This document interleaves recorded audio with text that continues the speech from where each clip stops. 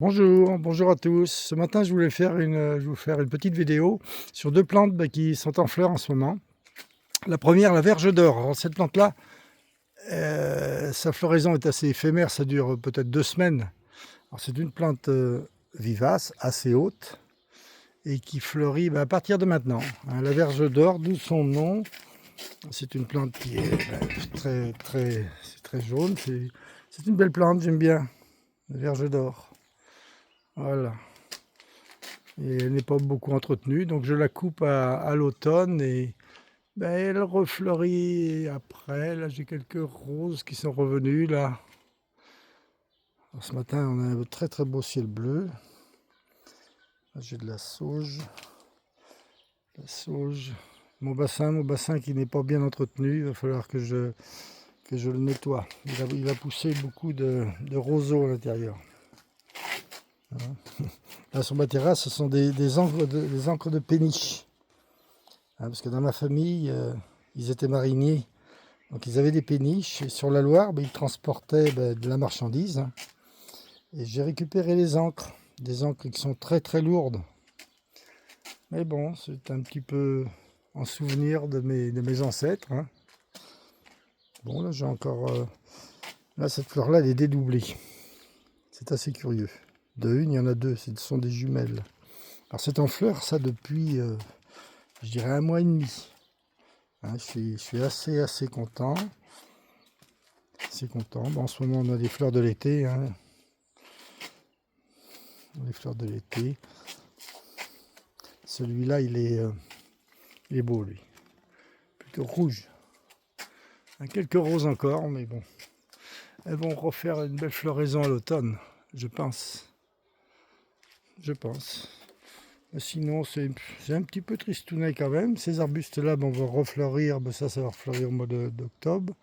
L'oranger du Mexique, là, septembre-octobre, il a fleuri au printemps, il va refleurir. Hein. Encore quelques fleurs, mais bon. Alors la vigne, ça c'est le raisin l'Oberlin. Alors l'Oberlin, cette année, il est en avance. Alors, je l'ai couvert parce qu'on est envahi des tourneaux. De toute façon, maintenant, on n'a plus que...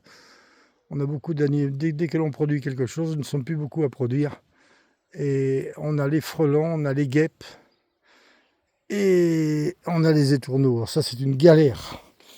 Alors, ils mangent le raisin. Donc ici, vous voyez, le raisin, il est déjà bien avancé. Je pense que je vais le vendanger fin du mois. Fin du mois. Fin du mois. L'Oberlin. Ça, la récolte, ça fait 17. Hein. C'est un raisin très très noir. Et j'en fais même quelquefois de la gelée. Ça ressemble un peu à de la gelée de cassis. Alors malgré qu'il est couvert par un filet, ils arrivent à se faufiler par-dessous. Et j'ai pas mal de grappes qui sont mangées. Alors ça m'embête parce que moi je me donne du mal quand même. Et puis nous ne sommes plus beaucoup à produire. Donc à partir du moment où nous ne sommes plus pas beaucoup, ils s'attaquent au peu de gens qui ont des fruits. Et là j'ai des brugnons. Alors, les brugnons, ils sont beaux. Ils sont beaux les brugnons. Je pense que je vais en récolter. Alors j'en ai un peu partout. Là c'est un petit brugnon qui a poussé, je crois bien. Je crois bien que je ne l'ai jamais planté celui-là. Hein. Ça c'est une autre variété. Ça s'appelle de l'Otello. Ce sont des gros grains. C'est un plant très tardif.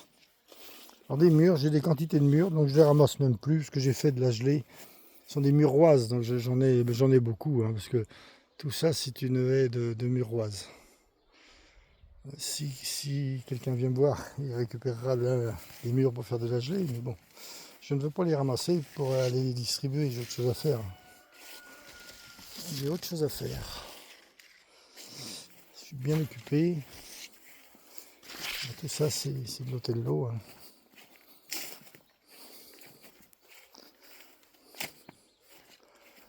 De l'Otello. Et ça, c'est du Noah. Alors, le Noah, cette année, il est beau. Là, du coup, il y a du raisin. Il y a du raisin. Alors, le raisin de table, il commence à mûrir aussi. Parce que là, j'ai 10 variétés de raisin de table, au fond. Alors, je commence à en manger. commence à en manger. Là, le savonnier, je vous avais parlé du savonnier lorsqu'il était en fleurs, donc là maintenant il est en graines. Donc si les graines arrivent à mûrir, je vais les broyer au Thermomix pour faire du savon. C'est un savonnier, ça, il est beau lui, il pousse bien. Il pousse bien. Il pousse bien, il pousse bien, il pousse bien. Là, je me dirige doucement par la deuxième plante que je vais vous faire connaître, que vous connaissez sans doute. La deuxième plante que je veux vous faire connaître. Je n'ai pas arrêté mon téléphone parce que je fais quelquefois des fausses manipulations, puis il faut que je recommence. Alors voilà la deuxième plante, c'est la belle de nuit. Je vous en avais parlé l'an dernier. J'ai 3 couleurs, j'ai rouge là,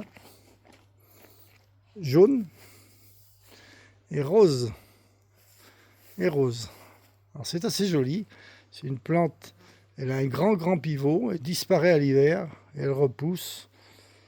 Bon, il faut faire attention parce qu'elle donne beaucoup de graines, donc c'est un petit peu envahissant, mais là elle est parmi mes hortensias, donc il se tolère, ça a l'air de bien se passer. J'ai des hydrangeas et hortensias, donc c'est à l'ombre, c'est au nord de ma maison là.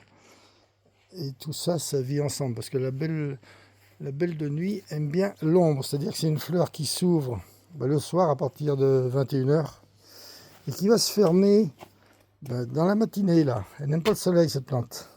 Alors les fleurs se ferment carrément et ça s'ouvre au printemps. Alors, voilà la belle de nuit.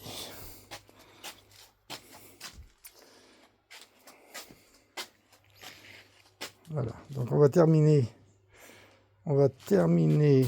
sur cette fleur là. Alors je vous fais cette vidéo, c'est pour faire découvrir, enfin quoi que j'en ai déjà parlé l'an dernier, la belle de nuit, la verge d'or. Voilà, et bien écoutez, je vous souhaite à tous une bonne journée ensoleillée et à bientôt.